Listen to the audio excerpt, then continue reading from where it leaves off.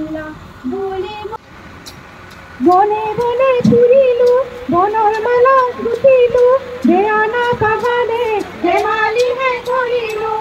চিন্তালি কৰিলে নহয় মই মানে থামাতে পাহৰি থাকে কৈছিল স্নেক মোক দুগালত নাখায় তেৱেই মোৰ পূজনীয়া মৰমৰ তেনে